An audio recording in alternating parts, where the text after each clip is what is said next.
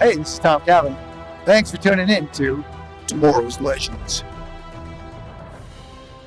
In 2016, a new TV show hit the digital airwaves and needed a podcast dedicated to chronicling its adventures. An elite team has been assembled for this task. Unfortunately, the world's listeners have not heard of this wonder twin duo. And although they may not be known now, in the future they will be referred to as Tomorrow's Legends.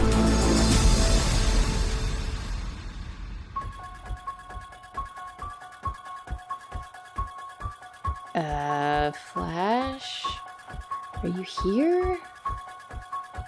Hello? Ah! Who's there? What are you doing here? I thought you went to your high school reunion. Jeez, Mick, you gave me a heart attack. And no, why would I go to that fake your success waste of time? And why'd you turn out the lights? I didn't. The power's down too. Okay, I'm leaving. Yeah, I'm out of here too. And now, here are your hosts, the Scarlet Speedster himself, the Flash, and the Maid of Mischief, Harley Quinn. Hello, Legendaires. I'm scared, Harley. I'm a little freaked out after this episode, kinda. It's got me thinking all kinds of all those old slasher movies I used to watch back in the 80s. Holy cow. How about you? Yes, me too. I had some of my favorites, which was awesome, but I haven't slept well all week. Well, welcome everybody back to Tomorrow's Legends. We're here to cover Season 5, Episode 4, Slay Anything. I am the Quivering Flash. And I'm the terrified Harley Quinn. Hello, Legends. Well, Gideon, you don't sound very scared. That's not fair. Negative, Captain. Right? I guess AIs don't have fear. I don't know. Either or she's the one that's trying to scare us. I bet you it's a Halloween prank. I don't know what you're talking about. That sounds about right. In February, a Halloween prank. Yep. Gotcha. Hey, for her, she could have Halloween whenever she wants. I mean, she could time travel, right? I would be okay with that. Yeah. I love Halloween. All right. Well, guys, this episode, one thing we wanted to remind you guys about is this thing called Letters Lost in the Timeline. What is that all about, Harley? That is our pre-show feedback segment. So we just want to remind you all that we will read feedback from all old episodes at the top of the show. So if you're behind and you're catching up and you really just want to send us your thoughts, we would love to hear them. We will respond to them and give that a little bit of a theory. And then when you catch up and finally hear this episode, you can hear yourself and hear our thoughts. So it's always fun. We understand that a lot of times people just fall one or two behind. So if you have some thoughts and you really want to get something off of your chest, we would just wanted to remind you that we'll still read them. We tend to do the old ones before the show and then the current ones at the end. So yeah, simple as that. Now for news, is there anything? There's no news this week, is there? Not really. This is kind of where I'm going to give my official update on our dates for the for the season segment. Awesome. So we already knew we were going to be back next week, which is the 18th. And they've announced that the following episode after that will be the 25th. Oh, okay. So no break yet. Lucky us. Not yet. Yeah. So they're not fully filling in dates for the entire season still. It only goes through the 25th as of when I checked this, I think yesterday.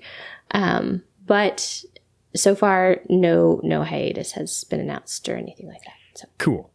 At least not that I've heard. Good. And then the last thing we want to remind you again, guys, is about our Patreon page. Please, if you feel so generous as to want to support the show and all the hard work we do, we would love it if you guys go there. And I was thinking about it today. I want to put it this way. There's a $1 and a $2, I think, level on there, and it's only per month. So think about that. $1 a month. That's not too bad considering how many people will spend like $4, $5, $8 on a coffee every single day. And we're only asking for $1 a month. And what we're looking at is that we've got a couple hundred listeners every episode. If we could get like 60 or 70 of you just to do the $1 level, that would completely cover all of our costs for us. And it'd be so appreciated. And that would just show us that you're supporting the show and you love what we do for you guys. And you'll probably get some swag out of it. So we make it worth your while. Yeah, exactly. If you'd like to support our podcast, you can do so at our Patreon page at www.patreon.com/tomorrowslegends. All right, let's get into this episode, the slasher heavy fun episode. What was your impression, Harley? What did you think? All right, I gave this episode 8 Psycho Mamas. Yes. I thought this was much improved. How do you make an encore of the week compelling? Well, apparently you 1, you use time travel to erase it, and 2, you definitely turn it into a horror flick that will give me nightmares. That's how I love things. Time travel, horror films. Love it. They put them together. It was awesome. Even though you're so scared from all the horror stuff? Dude, I mean, yes, but like, I love it. It's a good feeling. But when you think it's Freddy in the very beginning, but when he turns up, basically like Mike Myers out and like reenacts one of the scenes from Halloween, holy cow. I was like, this is awesome. It's just missing the music, which you provided for me in our introduction. So thanks for that. No problem. I enjoy keeping you awake at night. Yes. So anyways, overall, I thought this was much, much improved. I'm knocking it down just a little because there was a lot of over-the-top cheese, but I was expecting 80s and I was expecting prom, so I was prepared for it. But there were some things that even as I'm like laughing at them, I'm groaning. I was like, oh, come on. Did you really say that? I'm curious what you thought was over the top, because I didn't find anything over the top in this one, but that's okay. I'm an 80s boy, so I was probably relating to a lot of it. I mean, don't get me wrong. I love my 80s film flicks. However, Nate's one line that stood out to me was from Nate, as much as I loved that character. And when he said that the only thing killing it was his wardrobe, it was very cheesy. Perfect 80s. Perfect 80s. Yeah. So, anyways. Cool. I really liked it. What about you? How did you feel? Yes, I'm actually ahead of you on this one. I'm giving it, and I won't do this all the time, but I'm rating it 8.9 back in 1989. You know, I just had to do that.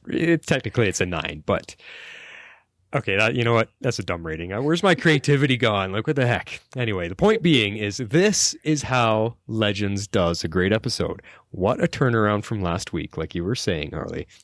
In direct comparison, last week is definitely a 4 compared to how they put together this fun, scary, and hilarious and well-written episode. How certain ones make it to print, I have no idea, and I'm talking about episodes. When they can prove that they can do such a bang-up slasher job like they did on this episode, I don't know how some of these really bad episodes, and not even just on our show, but even on other TV shows, how some even make it past the filming stage, because this was so well done. And what's the difference? We have a fantastic villain of the week that has actual background, depth, and story to give us something to understand why they are a villain. Next, you have all of our characters working together in perfect pairs or threesomes that just have such chemistry, like Sarah, Ava, and Mick, or Ray, Nate, and Nora. And then also working with each other across timelines. And talking about time, this is how you use time travel to help solve a mystery, solve a problem, and make it work in ways that are totally believable in the context of what they've taught us about time travel on this show. Yes. Which I think is funny, because Ray actually states in this episode, since we passed the should we change history debate and go change the past, I mean, they're, again, making fun of themselves. So it was hilarious. Yes. Now, their humor was spot on and had perfect timing. It was not goofy. It was not forced on us like they needed to fit in a joke there. It was well-written part of the dialogue. And finally, you throw in Nora. She was the highlight of this episode for me. She has risen to the top as my favorite character of this crew, just because of her expressions, her performance, just the look that she gives. She's just absolutely fantastic in every second that she gets on screen. This is Legends. This is how I want you to be. I completely agree with all of that. That was very well said. And it feels good to be this enthusiastic about our show again. I haven't been able to feel this for quite a while. I've enjoyed it a lot, but I haven't been able to feel this pumped up about how good our show can be. So it's good. Yeah. Yeah. No, I agree. It was a great episode. It was very well done. It was the down to the twists, even though I'm not going to lie, I'm going to toot my horn. I totally called it. Oh, yeah. But not because it was like telegraphed, because it was like, I think I've seen this movie before, but I'm not sure. But she's acting really weird, and it kind of reminds me of like 5 different horror movies where the mom is the villain. So I'm gonna go ahead and say she's really the villain. Yeah, exactly. And I actually I've got the story for that, exactly where they ripped that from. I'll tell you about that in our notes, which we should probably get to, our talking points. Yeah. Okay. So let's go ahead and jump in. Before we get into talking about 80s goodness and horror film homages, I want to talk about our new intro. Yes. So I definitely think it's here to stay. I saw a few tweets from the writer's room, and that definitely made me think it's not going to change. They also changed the font of the opening credits. I noticed it last week, and I was like, oh, I wonder if that's a hint that it'll stay. And I think it is. I think they've just completely redone the opening intro, because I really do think they wanted to move away from the sci-fi feel. They're trying to embrace more of the, I don't even know if it's the comic book feel, but maybe it is. Maybe that's what they're going for with this season. So I actually really dig the new intro. I think it's pretty cool. So what do you think about all that? Well, I agree with you. I think the intros are staying because Flash also has a brand new intro, and I like them both. It's much more, as you said last week, and what you just said now, comic book coming alive feeling is what I'm getting. And the Flash one is actually really cool, and it made me realize how tired I actually am of the same old, my name is blah, blah, blah, blah, that they've used on all of the DC shows. Arrow, Flash, Supergirl all have this big monologue opening intro. My name is Kara. My name is Oliver Green. My name is Barry Allen. Every single one. Well, we've seen that for how many seasons now? And I watching the Flash's new intro, these last 2 episodes, I was like, you know what? I am really tired of those old ones. I love this new one. It's so cool. And while I'm on the Flash, I posted on their page. I haven't watched this week. I'm not going to give anything away. I'm just saying this week was good, but last week, fantastic. That was one of the best Flash episodes I've seen in 3 seasons. So really, really good. So I'm happy with where they're going. You'll be happy with what they did this week. I was happy as well. Now, you thought it was the best Flash episode in 3 seasons? Really? Last week, yeah, one of them for sure. It was a good episode, but it was the best one I've seen in the last 3. One of the best is all I'm saying. And this week, you'll see what I mean. This week, they're finally doing something that should have been doing all along. But anyway, this is Legends. Let's talk about Legends. Sorry. Yeah, and I'm not caught up on Flash. So I don't even know. I don't know if Supergirl's changed their intro as well and taken out that monologue opening. I don't know. But it's fresh, it's fun, and they're cool. Ours has that kind of, like I said, Pulp Fictionist kind of, it's comic book. It's like, what would happen if your comic book, when you open the front page and there's always a great big splash page on the first page with the title, what if that just popped out to you and was animated? That's what this would be, and I'm happy with it. So yeah, cool. That would be awesome if all of my comic books did that way. They're digital. Why can't they do that? That would be amazing. Sorry, I digress. All right, so on to the next point. This is where I would like to talk about all of the different homages, starting with the title. Okay. So we didn't really talk much about the title last week because I didn't get it. I don't think you got it. But the title this week, Slay Anything, is definitely a play on Say Anything, which was a classic 1989 film starring John Cusack. Yeah, which was a rom-com, a high school rom-com. It was. It has the classic boombox scene, if anybody doesn't know what we're talking about. Yes. I'm quite surprised, Harley, that you would know of such 80s classics. Yes, I love some of the 80s classics. The Breakfast Club is one of my all-time favorites. Breakfast Club, Can't Buy Me Love, Loverboy. There's a lot of them. Yeah, it's just awesome. There's a lot of them. But. Now, It's funny that they called it that because really this episode had nothing to do with Say Anything. It didn't. It was set in 1989. That's about it. Yeah. But it's obvious that if you're a fan of 80s slasher movies, that they crossed a lot of them off here. And of course, the main kid in this was crossed with Freddy Krueger from Nightmare on Elm Street and Michael Myers from Halloween. And I mean, they also used the coveralls and the large knife, which they took from the Halloween movies. But this is where I wanted to tell you a little bit about it. The story actually isn't even from Halloween or Nightmare on Elm Street at all. It's not from those franchises. It's actually a rip from the very first Friday the 13th film. Now in that, here's a little spoiler alert if you haven't seen that. I think that was like 1982 or something. I watched it this past Halloween. Yeah. Now, the kids are at a summer camp in that movie, and Jason, as a teenager, is drowning out in the lake, and all the kids are either laughing at him or they're just ignoring him. No one's going to help him, and they let him die. Then years later, when they're all back at the summer camp, camping again, one by one, they're being killed at that summer camp. And of course, everyone thinks it's Jason from the lake. But the big twist reveal at the very end is that it was his mother getting revenge on all the kids that let her son die. Dun, dun, dun. So now when you're down to the final girl of that movie, they get into a fight on the beach and the girl takes off the mother's head with a rowing oar. She actually swings a rowing oar so hard it chops the lady's head off.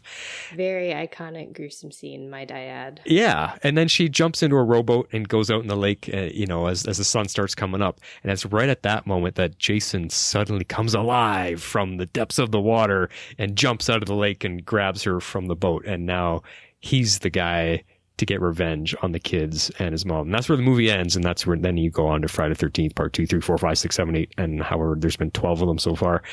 It's now Jason the entire time. But that's the story. It's the mom the whole time, just like this episode was. It was. And I definitely watched that movie this past Halloween. Did you? Because, yeah, I did. Because, I was scanning through, some of your notes and I stopped here and read and I was like, oh, yeah, I definitely watched that this year because I couldn't remember which movie it was I was watching. It was one of those Halloween horror movie marathons where it plays all 7 billion Halloween movies and all the Friday the 13th and all the Nightmare on Elm Streets. And so, yeah, I couldn't remember exactly which one I was watching, but as soon as you're describing it, I was like, oh yeah, I know. Yep. That's it. That was the one. Those slasher movies they're so much fun. Even for back then in the 80s, the gore and how real they were able to make it look just surprised me. And I mean 1982, I'm 9 years old and I'm watching a slasher flick like that. It's just dumb. I had nightmares. I slept in a bunk bed and there's a scene in one of the early movies where he kills one of the kids in the bunk bed from below, just stabs the knife right through the mattress and through the kid's throat. You think I could go to bed after watching that? No.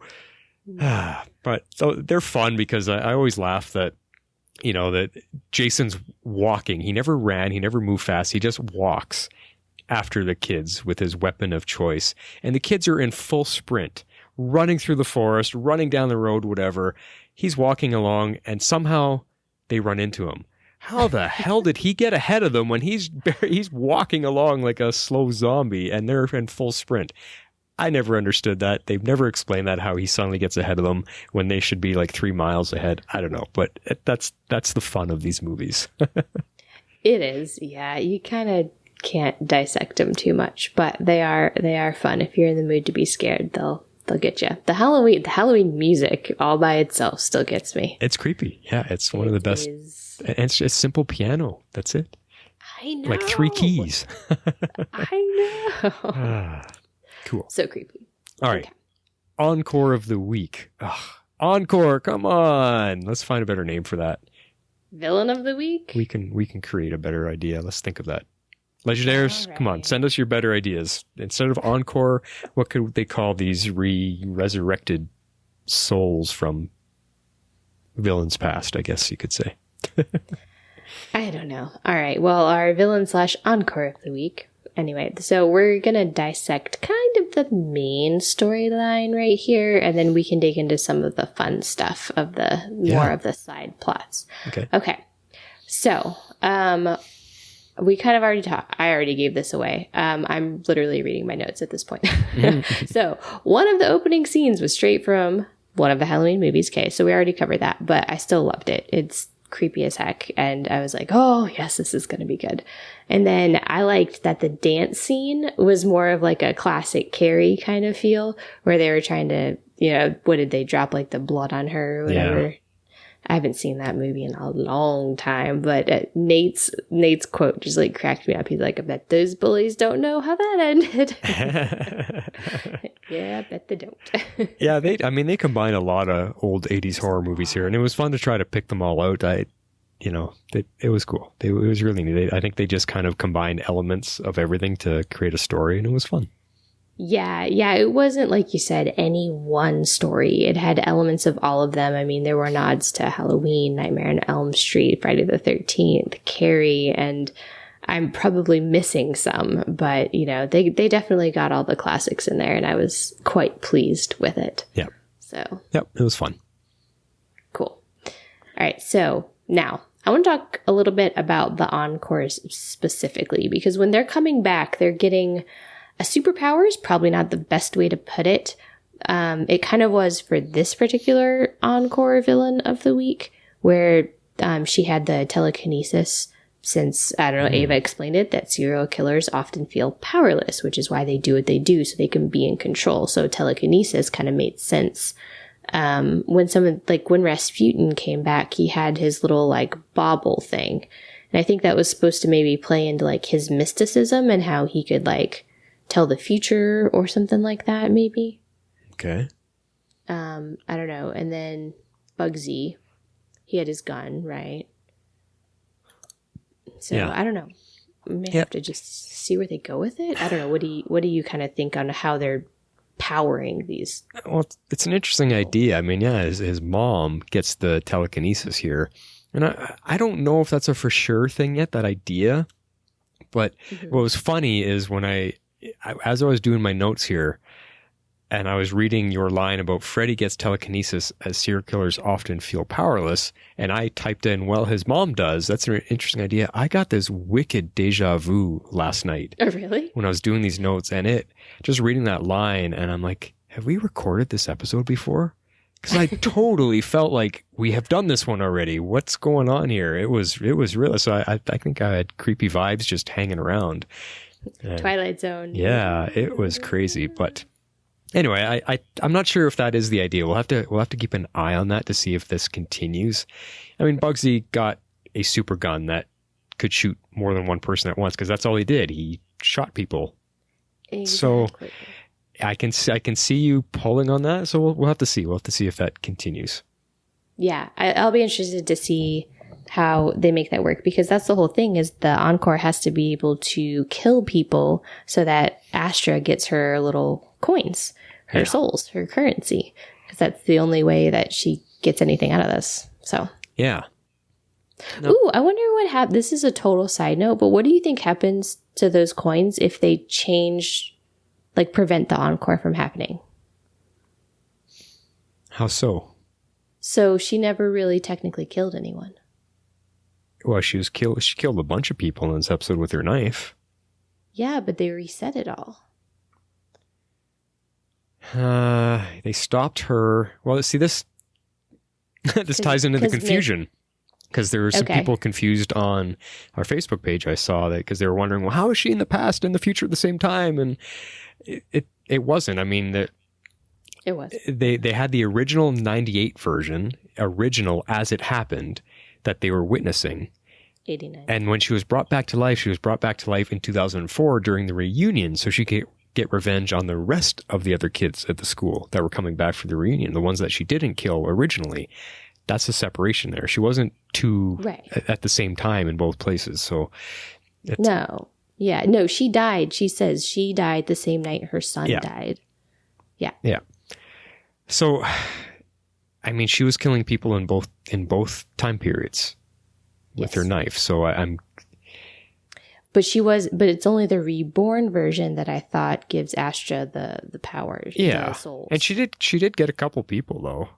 I mean, even in... But then when they reset everything, everybody's back alive, aren't they? Yeah. So I maybe she's just a failed resurrection then. Yeah. So anyway, I just thought that was interesting. It popped in my head. Oh, hey, good. We need a mystery to solve. Yeah, that's right. Okay. Did we say everything we wanted to say on those points?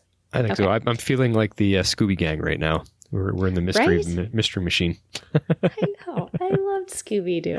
Such a good show. Speaking of horror stuff. Anyways, on to Ava's podcast, Stabcast. Oh my gosh. I want this to be a real thing because I want to listen to it. Her fangirl moments over being just in that high school in general were literally the funniest thing I've ever seen. I'm going to use a phrase I think they coined in modern times called a dorkable. I never heard that word before. Really? Oh, so funny. I loved it. I want to listen to the podcast like I'm serious. I laughed at that too. I mean, what got me is just the idea of Ava hosting a podcast. It's perfect for her nerdiness that she's been showing a lot lately because we've never seen anything like this for her character before. You know, she was the soldier clone that she was, and now we're getting to see her blossom and grow and become something else. To steal from Arrow. She's becoming one of us. I mean, and knowing this show, like they've done with the phone call messages that you can call in, they just might have her record an episode of Stabcast and release it just for fun. Oh, please, please, please, please, please. I may have tweeted Jess McCallum in the writer's room saying, can we get this to happen? Good. I'm glad you did. And I mean, where I just related to it because here we are on our very first podcast together, Legend of Tomorrow, and talk about coming full circle when our first podcast and TV show that we're podcasting about starts talking about podcasting.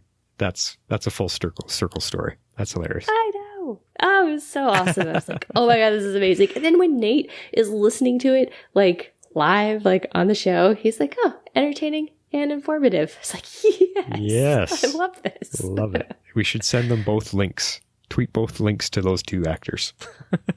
I met them both in person and handed them both business cards. So awesome. My personalized autograph from Jess McCallum says, thank you for Tomorrow's Legends, even though she's never listened to it. What? On what? What did she sign that on? On her picture that I got. Awesome. I think I'll find a picture and I'll send it to you. Yeah. Oh, I wonder if we could just keep tweeting at them and ask them, have they listened yet? Have they listened yet? Would you want to be on the show? I mean, I can. We'll see how that goes and see what ends up happening. Cool. All right. Okay. Well, that's kind of all I had about the podcast. I just thought it was super awesome. Okay. Next point. Were you expecting Mick to go to high school with Freddy? Because I sure wasn't, even though I feel like I should have been since it was in Central City, I guess. Yeah. Did they end up in Central City? Well, because we're back in 1989. So it's old Mick back in his childhood, and we just didn't connect the dots. I didn't see it coming either. Oh yeah, it is Central City High School. Yeah. But I loved it. I just loved that Mick gets he gets to have more backstory, and it's awesome. I mean, a high school sweetheart that he stood up on the big night. It's backstory for Mick. It's awesome. We get to see one more little facet of his character. Something we would never have expected. Mick having a high school sweetheart. Come on. Like you don't picture that for him. So it's awesome. I know. I agree. It's so awesome. I actually like completely loved it. The fact that he had a high school sweetheart and then like he was so sad and I was sad. You know, she gets killed like right in front of him. So I'm really glad that they end up reversing everything and bringing her back. Yeah, me too. I was totally shocked there when she died right in his arms. I mean, she was about to reveal to him a little bit more about their plans that they had. She was talking about, you know, do you ever regret not showing up because we were going to do this? Like she was about to tell him something that they had a plan together. It just sucked. And I felt so bad for Mick. You could see how much that hurt him because he wasn't willing to reveal that he still had feelings or that he missed her. And yet he started to open up a little bit. And then when that happened, it just, I felt for him. But they got their happy ending. And happy ending means more than one thing. I'm sure. Yes, it does. Yes. We had a good old Mick makeout scene, which we have not seen. So that was kind of fun. Yeah, that was pretty awesome. I will say, it was pretty good. But just for like 1 second, I know this didn't stick, but I was legit upset when they killed him. I was like, oh my god, they better fix this. They better fix this. Like when he has his moment when Allie dies and he radios back and says, you all better fix this. That's what I was doing. I was like, how do I contact them and say, fix it now? You should see Harley giving the attitude, wagging the finger at the camera right now. It's kind of funny. That's right. I was shocked. That shocked me because he was so badly burned in that moment. And for me, it creeped me out and made me, I can't even describe the feelings, the emotions it gave me, because Mick dying by fire like that, it's weird, it's creepy, it's cruel for him to go like that because he suffered so much because of fire. Yeah. I mean, we've seen the scars on his arms before, and we know from the background that we've got about him as a kid and burning the house down and killing his parents. We know all of that. So for him to die like that, it was a breathtaking moment. And for an episode that was, scary than funny, that was shocking. And it took me back. And the only thing I wish they'd done is that they would have showed going back, after she stopped in 1980, I wish they had showed how everything came back, Mick, because we saw Mick dead, burnt alive, burnt to a crisp, and all of a sudden he's back in the next scene. Yeah, I was a little confused on the timing there as well. Yeah. How did they really do that? Yeah, because they didn't show any of the stuff going back, being reverted back to the way they were, just a little bit, and I would have felt less disconnected in that moment. Is all. Yeah, no, I agree. That part was confusing. I'm kind of with you there, and I wasn't sure. I was like, so did they go back in time a little bit? And I was like, no, they can't because half of the team was stranded there. So I guess it all just changed around them so that when they came back into the gym, instead of the lights being out and it being locked down and everybody afraid, it was just a reunion. Yeah.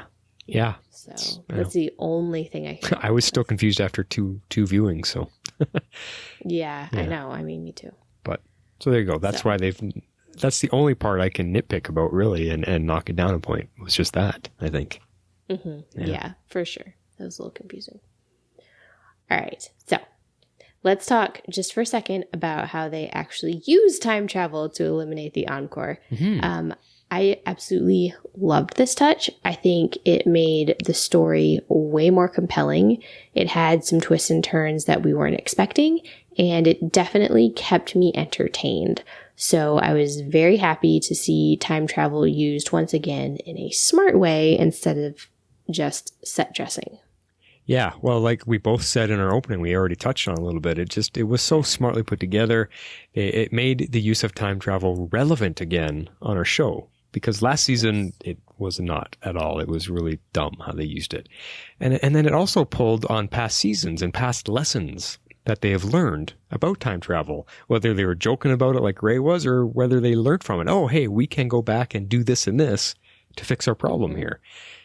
It also presented consequences and risk, which gives us that edge of your seat, will they survive kind of feeling. That's what you need in an episode to be on edge and be like, oh my God, is Mick really dead? Is this going to really stick? What's going to happen?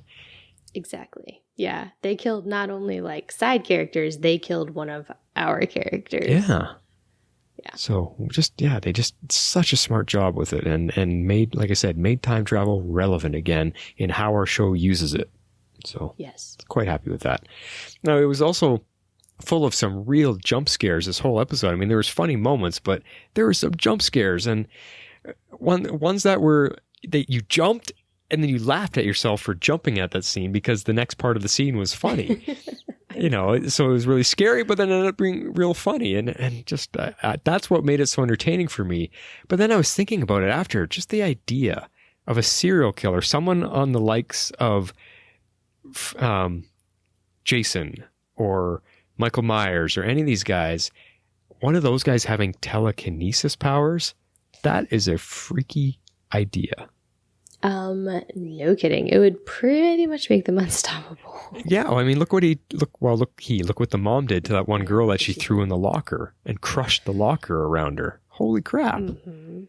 Like our show it has not been a kids show for a while. They are doing things on this show that are not light viewing. Even though the show is funny, it's pretty dark in a lot of spots. It's pretty dark. Yeah. I mean, they definitely have tried to embrace their dark side a little bit more. And I'm not sure if it's fully because of Constantine or not.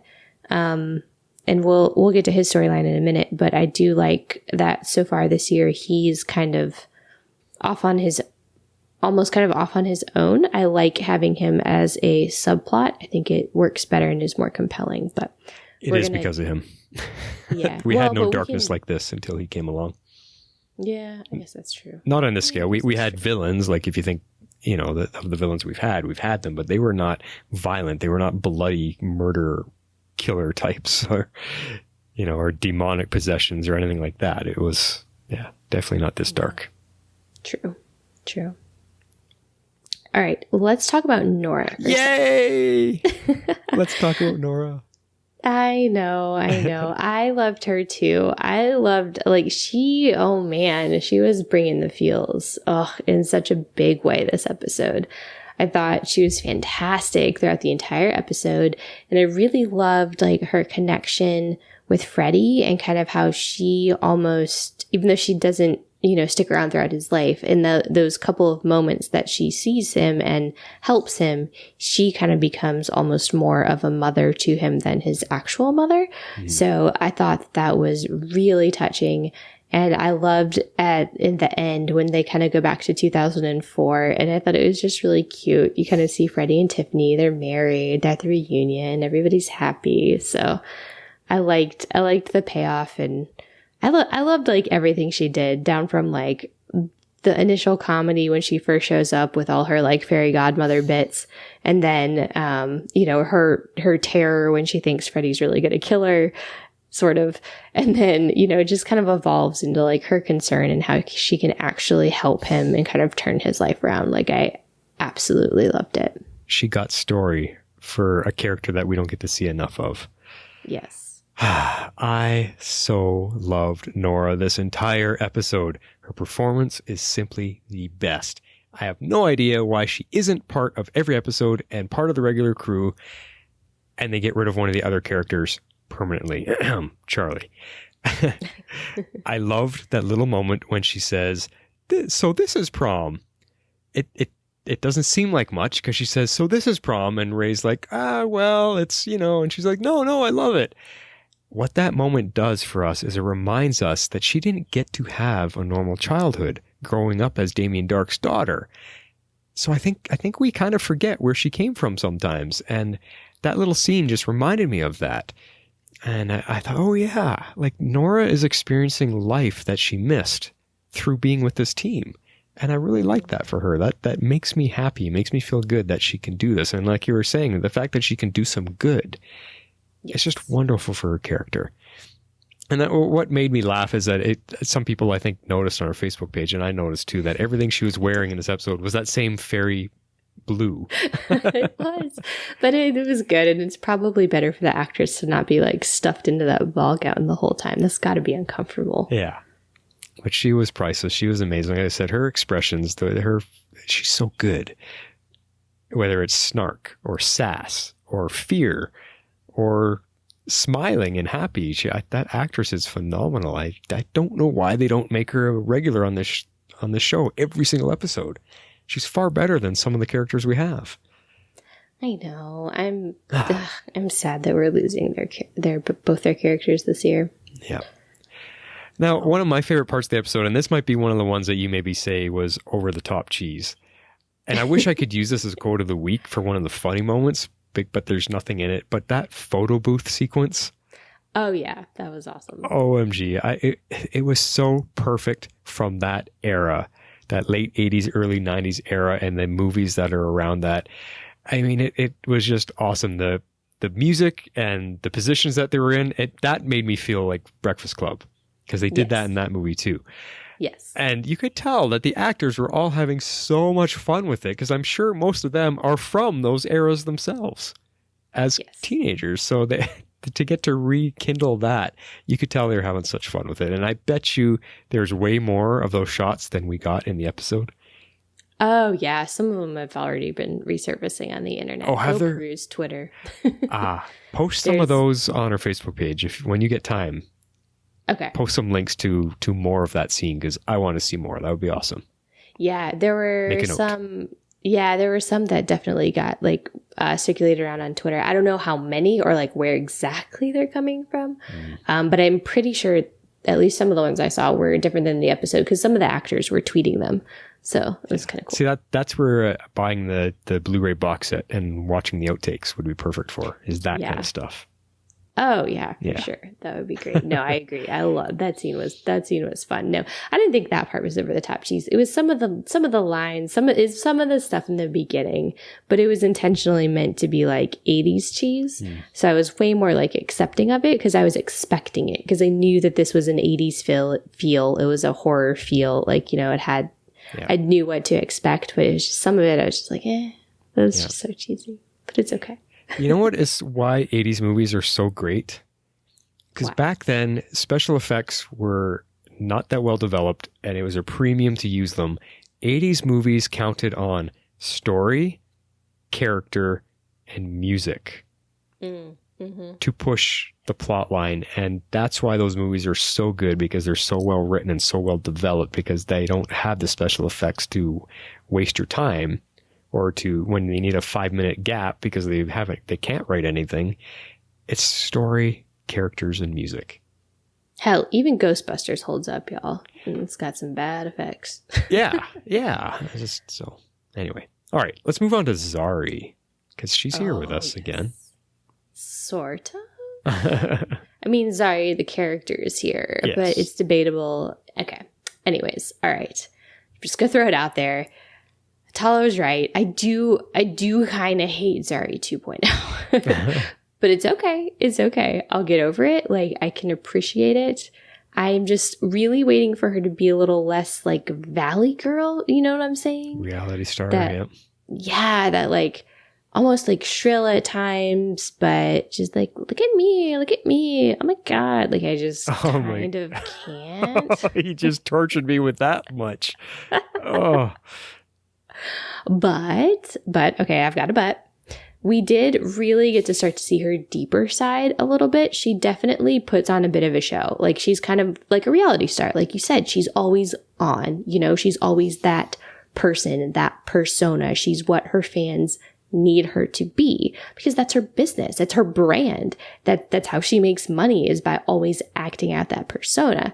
Yeah. So we get to see some of her deeper side a little bit when she's kind of opening up and kind of reconnecting with her brother, and even a little bit where she's like trying to get like someone to let her out of her cage, like, because she was literally like locked in Barad's room, you know, before she figures out how to hack her way out. We'll talk about that in a minute, but go on your feelings on Zari 2.0 right now. Yeah, well, the reason you're feeling that is because she's displaying this empty waste of your life if you watch that kind of reality star crap persona. That's what she's playing, and it drives me crazy, because I cannot, if you watch that stuff, sorry to be judgmental, you're killing brain cells. You are getting dumber if you watch that kind of junk. And what's wrong with our society? Yeah. I'll go ahead and say it. Yeah. But Tala Ash is so good at portraying it, and that's what I'm enjoying. Yes, it drives me crazy. I cannot stand that type of stuff, but she's so good at it, so I'm enjoying her performance. Oh, 100% enjoying her performance. She's amazing, and I love her. Mm-hmm. She's nothing like that. In real life. Yeah. Nothing like that. She's like the sweetest person ever. But anyways. I want to meet her. She was so nice. If you get the chance, by all means, please go meet her. She's very, very cool. Very down to earth. Loved her. Well, get your spare room ready for next Dragon Con. I'm coming. Okay. Maybe. I'll try. I actually will have a spare room, so. Yeah. Yes. All right. Zari 1.0, kind of. kind of. Almost. Starts bleeding back through a little bit. I don't know. I was like, oh, there she is. But we'll see how they're going to do this, because this for me is the biggest question.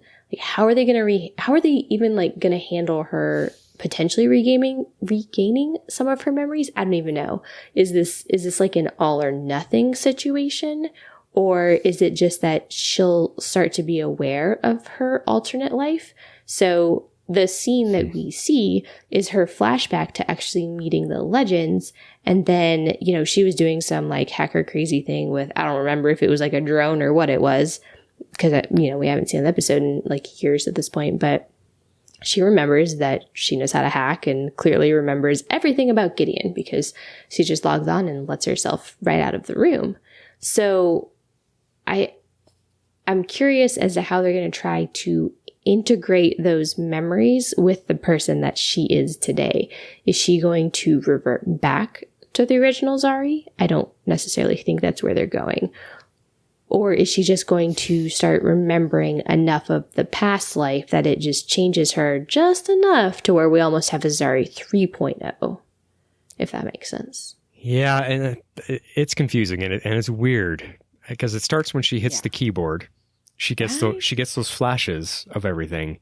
But yeah, I'm with you. My question is how? Like, technically, she was replaced by her brother.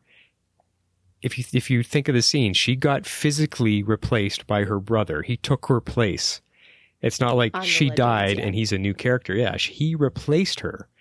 Mm-hmm. So why would she remember anything at all? It's her brother that should be having the flashbacks and remembering or something. I don't know. This is why it's so confusing that in this timeline, she never had the powers. She never was a hacker. Mm-mm. So that's where I'm confused on why she remember anything at all, because it never happened to begin with. So I don't know. I don't know how they're going to handle it. I turn her back to Zari 1, combine them. It's bothering me a little bit that they even changed her to being something different, because I don't see the point right now. We lost a great character in Zari 1.0, the hacker, the snarky hacker that was befriending Mick. And if they don't bring that character back, I'm going to be a little disappointed. And so I'm trying to understand what the point of it is right now. Because are we going to then lose Bayrod? Because that's what I mean. He replaced her. So there shouldn't be two of them. He has now taken the place of everything that happened with Zari up to that point. And then he replaces her. So he's the one that was along for all of those missions that we saw with Zari. He's the one that now was there because he's the best friend with Nate and Ray, not her anymore. So why is she getting any flashbacks? I'm confused. They got to put this together for us. Yeah, I agree. I think it's a point they're going to have to explain, and I'm willing to give the writers the time to explain it, because I think that they're going to. I think they're trying to give us like just enough to kind of keep us interested and kind of keep us questioning things before they fully explain it. At least I hope that they're going to explain it a little bit more than just, this is happening and blah, blah, blah. Yeah. Now it's going to change her a little bit. Yeah, I don't know. So I don't think it's necessarily that the old character is going to replace the new one.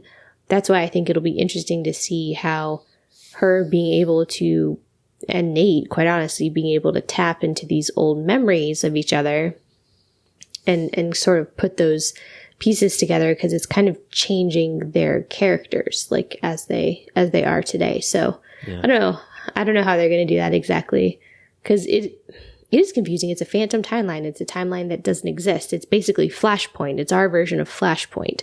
So how do you remember something that didn't technically happen unless you're Vibe?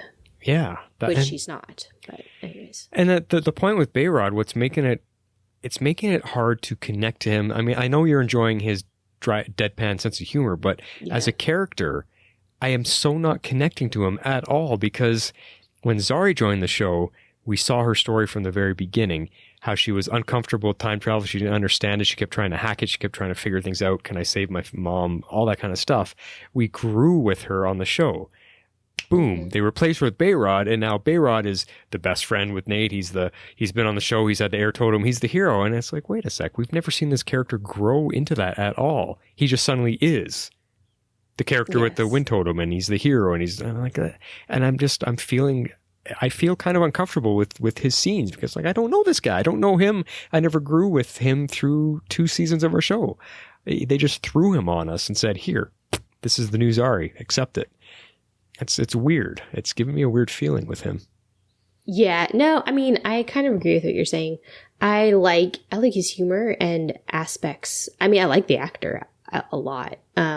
I just don't, I agree with you. I'm not sort of connected with his story because I'm having a hard time retconning everything in my mind. And it's not like a true retcon, but but it kind of is. But it kind of is. Yeah. Like, so I'm having a hard time trying to go back and, like you said, put Barad in a lot of these situations and almost like rewrite it without them being able to show us that. So yeah. I don't know if we're going to have an episode coming up that, kind of helps flesh that out for us or helps answer some more questions.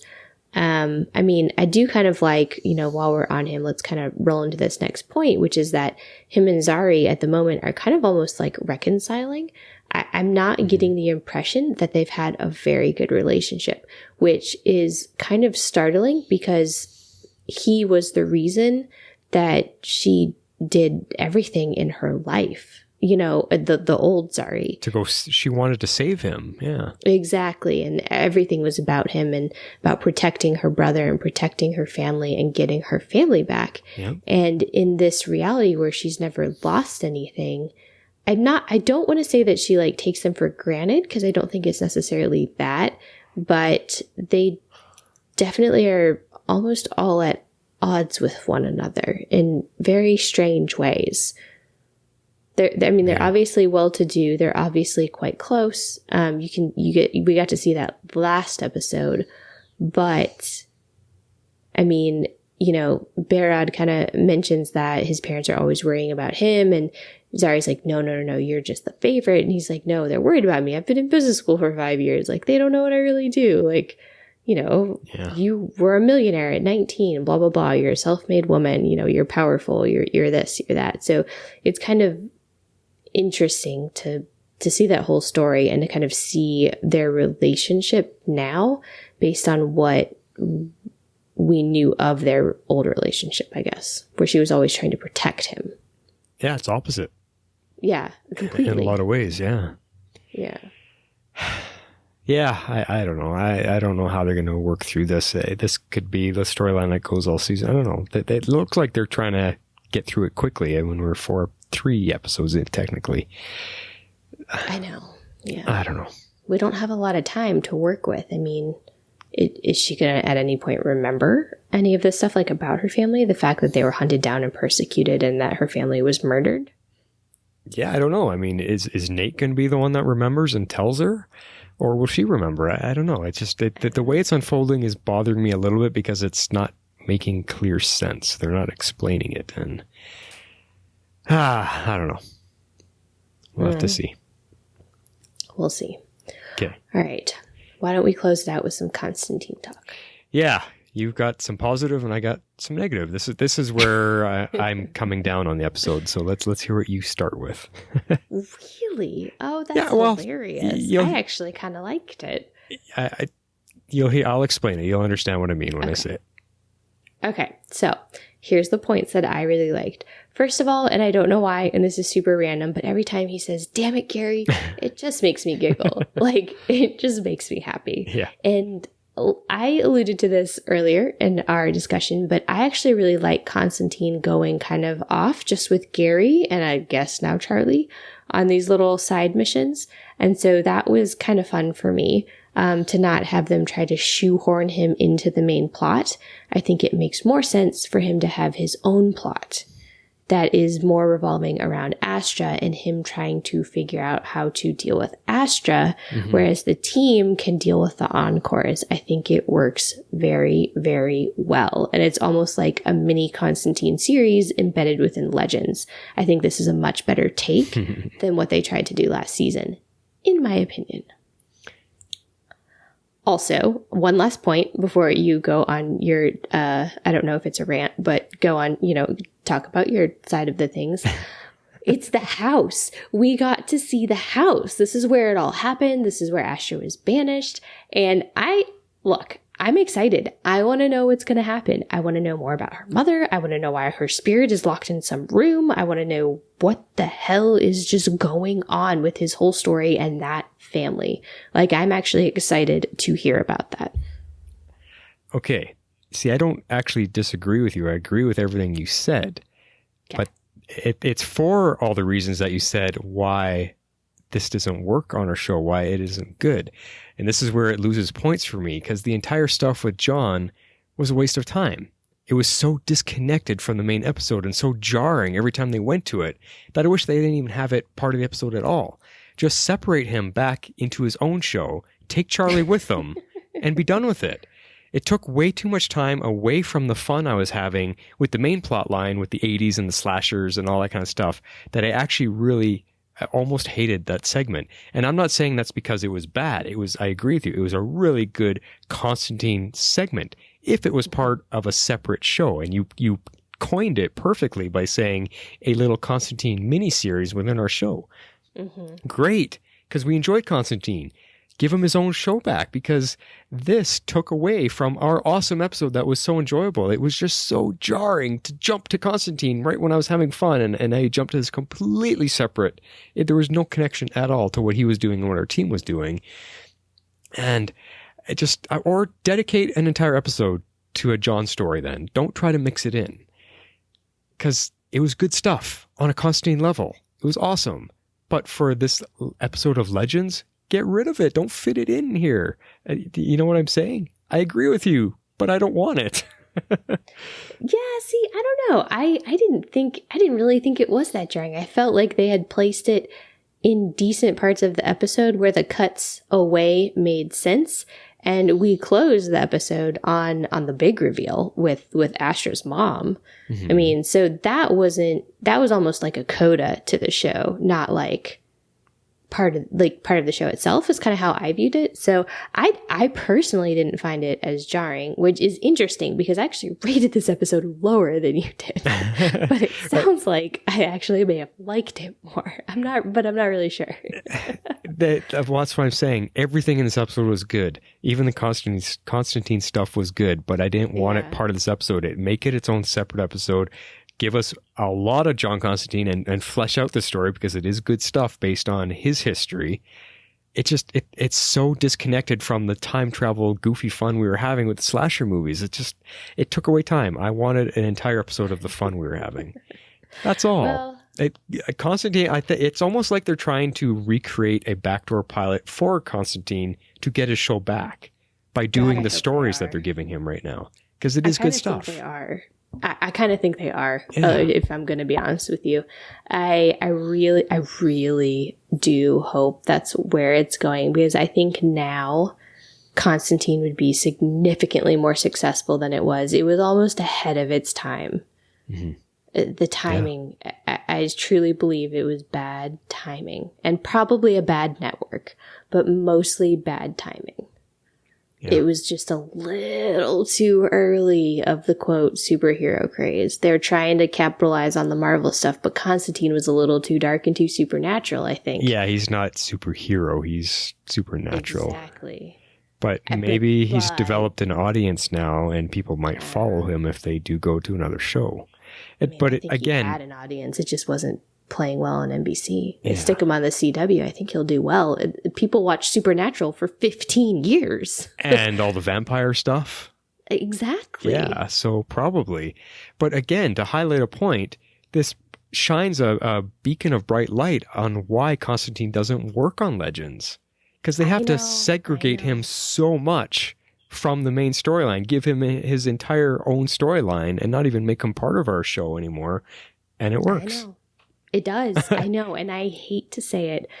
And I would rather have Matt Ryan on my screen than not, especially as this character. Yeah. But yeah, no, I mean, you're right. You're 100% right. And that's why I hope they can use this season as basically a backdoor pilot to justify a Constantine episode. I know some people are pushing for it hard on Twitter, and like literally have been since he turned up on Legends.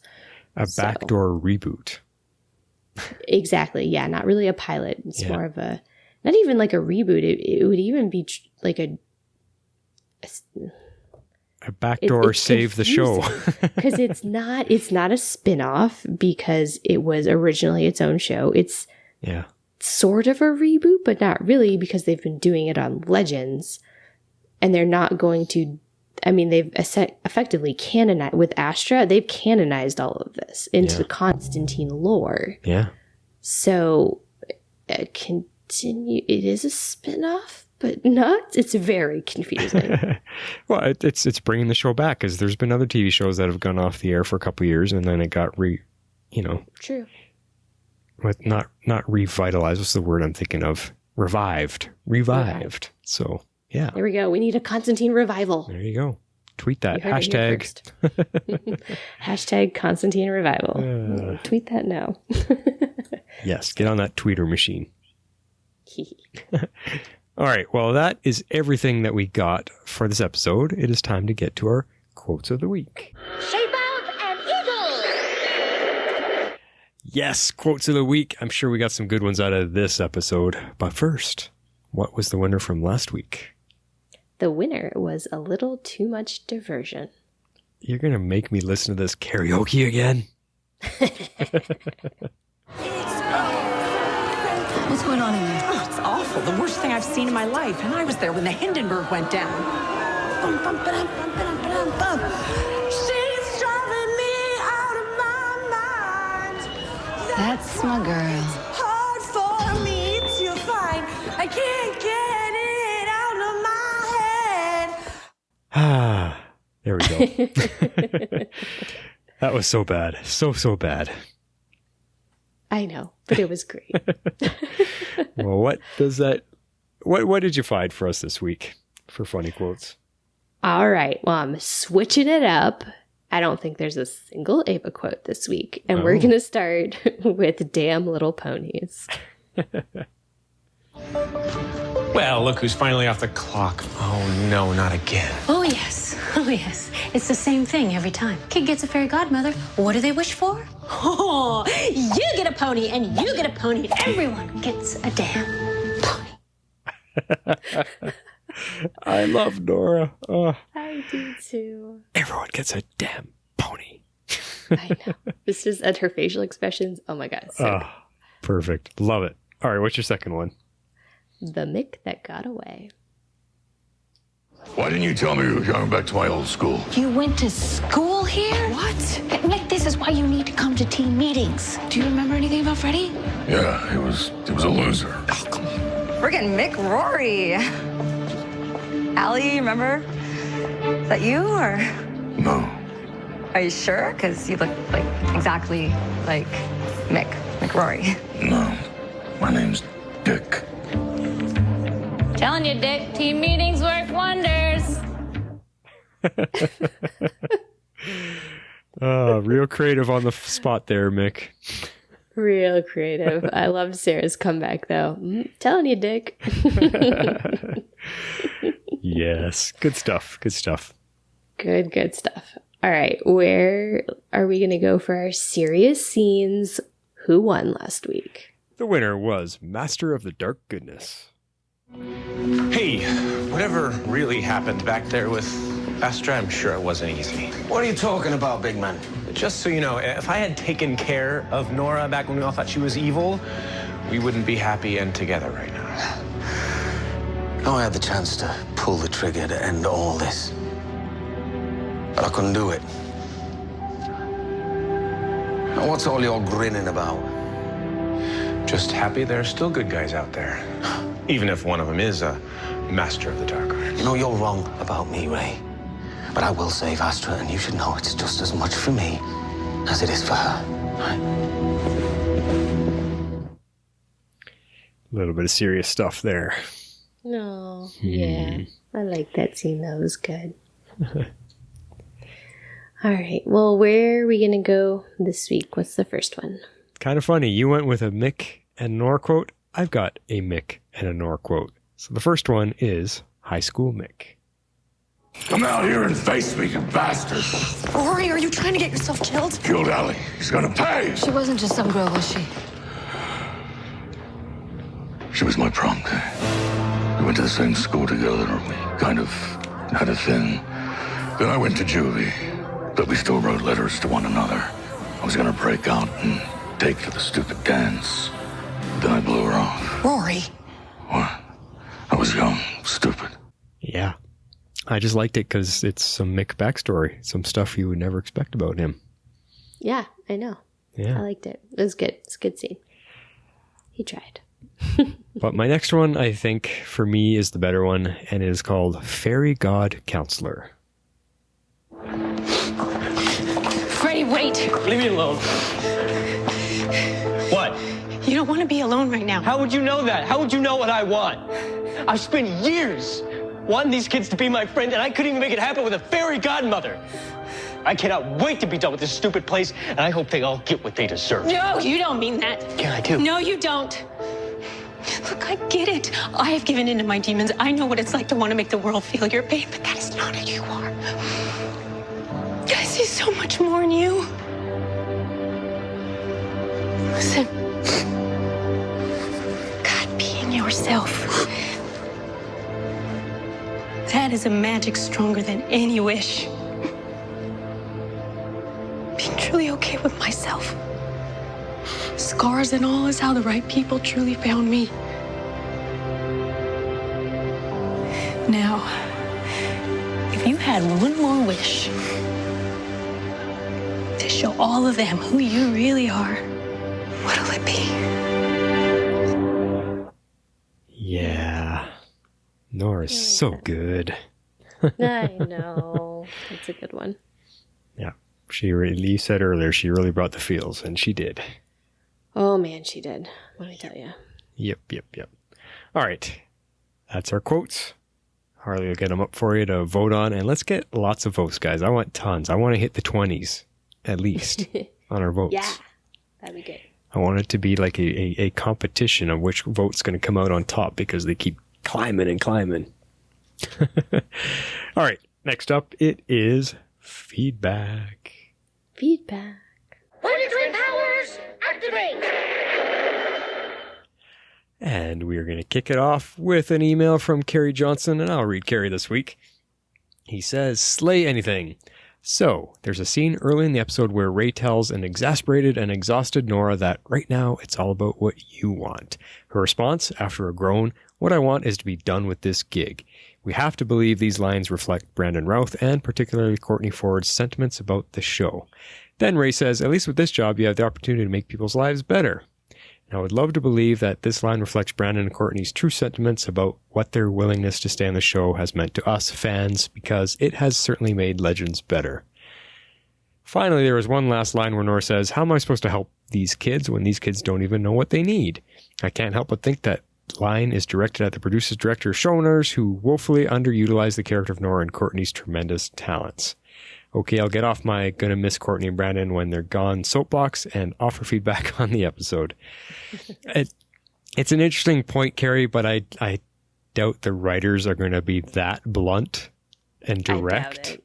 Yeah, because they're part of the reason they're leaving. So yeah, but it's fun to look at it and make those relations. And you know, maybe the actors could feel it while they were acting those lines out. Maybe. Yeah, I don't know. I could see that a little bit, yeah. So he goes on. While it was fairly easy for some to pick up the fact that, just like in Friday the 13th, it was the mother who was the serial killer, the method by which they revealed the true identity of the killer was a bit jarring because it seemed like the killer was roaming both timelines. I guess that's the feeling the show wanted to give us, but having Zari 2.0 leave the ship and begin interacting with Freddy Meyers, I was getting confused about which timeline was which. Ultimately, though, it was a pretty good way for the show to play off the 80s, 90s horror movie genre. Hopefully we cleared that up because we did try to we tried to go through that confusion. Yeah. I must say it was another good opportunity to see Jess McCallan's Ava get more screen time and totally geek out over her fanaticism, while also seeing the relationship and teamwork between Sarah and Ava continue to grow in adult ways without contrived relationship drama like we've seen on this and other CW shows. Hear, hear. Yes. It'll be interesting to see how the show continues to parse out revelations to Zari 2.0 about her time, skills, and abilities as OG Zari. My feeling right now is that she'll somehow become a combination of her two personas. Ah, that's what you were saying. Yeah. While I understand that some folks are a little concerned about the encore of the week premise, I do believe that this episode did at least offer a new way to deal with them, rather than turning them into Rasputin juice or plugging them with a Hellfire gun. The chance to Sorry. The chance to actually use time travel as a means to deal with encores is what a time travel show should be about. Yes. Thank you. Also, it reveals a bit of cleverness on the writers, producers, directors' part that gives me confidence that we won't just get an encore arrives, encore can't die, legends arrive, legends kill encore, wash, rinse, repeat scenario. Fair. Finally, I want to spend more time with Constantine and Gary. They could even bring Charlie along too if they want. Legends has found just the right amount of horror, suspense, and situational levity in Constantine and Gary's scenes and story that I very much want to watch more. And obviously, their story is important because it'll be key for how they resolve the season's big bad, Astra. I know you guys are probably tired of hearing me say this, but I really love the tone and pacing and character focus for this season. Why would we be tired of that? We agree with... I completely agree. Yeah. Yeah. All it will really need is a bit more focus on Constantine and particularly letting Astra get more opportunities to reveal her motivations. I mean, the story of a little girl dropped in hell, tormented by her surroundings and forced into subjugation by those who rule, and her ability to fortify and eventually assert power under those circumstances is a meaty story to tell. She needs at least an episode focused on that. Until next week, Legendaires. Well, I say...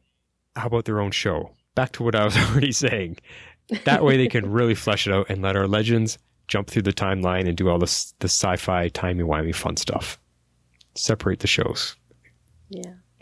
He says, bonus, any guesses on what strangely popular music will make an appearance on the show next? We've had Poison by Belle Biv DeVoe and Supersonic by JJ Fad. I have a strong idea based on episode titles on what song we'll hear in the season finale. Oh. I'm going to have to go back and look at that episode title. I have not looked at them. I know. Thank you, Carrie Johnson. You gave me a lot of very big words to say there. Holy cow. That was a very a tongue testing email to go through. It was, but it was very good. It's always great to hear your perspective and the way you break things down. Yes. Next up is Dara Washington. Absolutely. He says, I love that Ava has a hobby while she's on the ship. I definitely love how they brought back her love of serial killers from last season too. It's too bad that's probably the only part of Ava they'll bring back because I don't think we'll ever be seeing her clone story again. Oh, I hope not. I'd love it for them to bring that back. I wonder what Freddy's mother did with his body once she crashed the van and killed the driver. Oh, yeah. Good point. Constantine's scenes were so few and far in between, I kept forgetting he was in the episode. And since whatever he did wasn't until the final minute, I think all of this was just to bring Charlie back. Yeah. I don't understand how some people don't like Charlie. Oh. Sorry. They have her do so little. I don't understand what is putting certain fans against her. Boring. Not entertaining. Not funny. Shall I go on? Just don't like her. They had a chance to bring in Teenage Mick, and they didn't. What a waste. Oh, see, that I agree with. That would have been awesome to see a young Mick. I know. But since he did start the prom, they couldn't really bring him in. 2 Constantines must be Gary's dream come true. My MVP of the episode is Beth Riesgraff. I don't know if I just pronounced that right. I definitely didn't recognize her from other work. She's so versatile. So why did Nora's wand disappear? Okay, wait a sec. Is that actress the one who played the mom, I'm guessing? I have absolutely no idea. It's the only actor that stands out, I guess, that would get a credit, so must be. Yeah. Yeah, I doubt. Okay. I mean, I guess it could have been Tiffany, but maybe not. So why did Nora's wand disappear? She seems happily surprised by it. I think it was just because his 3 wishes were up, so she was no longer bound to him. She's now roaming around until someone else needs her. Yes, I agree. I think she seemed happy because she had connected with him and reached him. And saved him, helped him, yeah. Mm-hmm. And then he ends, watching Ava and Sarah fight together is always just a pure joy to watch. Yes. True. Going back to his earlier point about what did the mom do with Freddy's body, because they pulled so strongly on Friday the 13th, I would imagine that she probably took it home and set up a little shrine to it, just like the original Jason did, because in Friday the 13th Part 2, he collected the head that was lopped off by the rowing oar, and he put it on a table surrounded by candles and built a little shrine to her head. Ew, creepy. So, yeah. So I'm guessing they would probably do something similar to that. As everybody's creeped out now. All right, thank you, Daryl. That was awesome. Next up is Arc Phase 2.0. Don't go back in time and don't be mixing us up Arc Phase with your whether we're going to have 1.0, 2.0, or whatever, because we've got enough of that already. Greetings, Wonder Twins. As a fan of horror movies, this week's slasher theme episode was definitely enjoyable. A lot more violent and bloodier than usual, too. With a name like Freddy Meyers referencing Freddy Krueger and Michael Myers, I had to search on Google to make sure there wasn't an actual serial killer named Freddy Meyers. Speaking to The Flash at work this week, I did learn of a connection to the first Friday the 13th movie, which apparently I may not have seen yet. Also, it seems maybe not all Encores get magical artifacts as we had thought last week. Oh, yeah. Good point. She just got powers. She got powers, yeah. Good luck running away from a serial killer with psychic powers. Yes, scary. One thing a little surprising was seeing Mick die at the hands of his own fire, but I'm glad that the resolution with Bayrod stopping Freddy's mother in time changed the future and brought Mick back to life. This could be a better way to prevent the Encores from returning as well. By changing their past, this would prevent them from walking their current evil paths. Some would probably be unavoidable fixed points in time, though, such as Rasputin, but certainly not all of them, as this episode has shown. Yeah, I would think like some of the bigger ones, if we get a Genghis Khan episode or a Jack the Ripper, those I think are historical points they can't change. Genghis Khan is coming. Yeah, so. But minor ones for sure. I mean, this was obviously a made-up villain, which is probably one of the tokens we didn't see in that screenshot last season. Definitely. Because we were wondering about that. We should actually do that. We should go back and go back to that screenshot, make a list of the names we saw, check them off as we see them in episodes, and make sure that they go through all of them, and we'll be able to talk about the ones they don't. And then we can make a list of the ones we are seeing that were not in the screenshot and conclude that these are the coins that were upside down. Okay. Homework. I like it. Yeah. Going back to our season finale notes now. Yes. From this episode, we also learned that Mick went to Central City High School with Freddy and even had stood up his prom date, Allie. In the end, it does seem like things worked out for him, at least for that one reunion. Yes, Mick. The whole Legends photo moments was a good way for not just Legends to have fun, but for the actors themselves. Even the Uzari seemed to end up enjoying it. Nora herself also seems to fit in more and more with the Legends every time she shows up. Yes. Another small point before I finish off is that I noticed this episode and a couple episodes ago that the Wave Rider has an Apple computer. I would have thought that the Time Masters would have far more advanced technology for their computers. Never noticed this in the past seasons, but maybe it had always been there. Anyways, until next week, Arc Phase 2.0. That's a point I forgot to bring up. Yes, they glaringly made that stand out this episode, the big Mac computer. And it's exactly the same one that Patty Spivot has upstairs. Same one I got, too. Come on, guys. Seriously, I know you need some paid advertising to pay for the show, but that was blatant. There was something else. There was two things. It wasn't just the Mac computer. There was something else in this episode, too. I'll have to try to find what it was, but yeah. I don't remember. A little bit glaringly obvious that you've got paid advertising for this episode. Anyway, guys. Well, yeah. Thank you for the fantastic email as always. That's 3 fine gentlemen, 2 weeks in a row. Let's see if we can get more of you guys on board for feedback. And to do that, follow these instructions. If you would like to be a part of the show, you can send in your feedback to tomorrowslegends@gmail.com. That's spelled with 1 R. You can also reach us on Twitter at tomorrowslegends, also with 1 R. We'd love you to join our Facebook page at facebook.com/groups/tomorrowslegends and become part of the community. And that wraps it for this week. It certainly does. It was fun. It was a good episode, and it was a fun discussion. Yeah, lots of fun. Lots of good positive energy this time, even though it was based on serial killing. Huh. Funny how that works out. Funny how that works. Well, we got 2 more episodes coming up in the next 2 weeks, so that's good. We sure do. No breaks yet. That's fun and exciting. Remember to go to the Facebook page, vote on the polls for the quotes of the week, and talk to us there. Check us out on Twitter at Tomorrow's Legends as well. And I think I've mentioned it before. I mean, I'm doing a Star Wars podcast based on The Mandalorian. It's called The Mandalore. Check that out. Me and my co-host David there just released a very long review of Rise of Skywalker. It's a fantastic discussion if you're curious what we had to say. It's a good deep dive into it. Yeah, that's all I got. Anything from you, Harley? Not at the moment. I'm just full-time into Legends right now. I don't have any other side projects going on, so. Okay. Well, we'll see you guys in a week. This is The Flash signing off. And this is Harley Quinn. I'm out. Tomorrow's Legends is not affiliated with CBS, Warner Brothers, or the CW. We're a fan-made podcast for entertainment purposes only and are part of the Cybercast Network.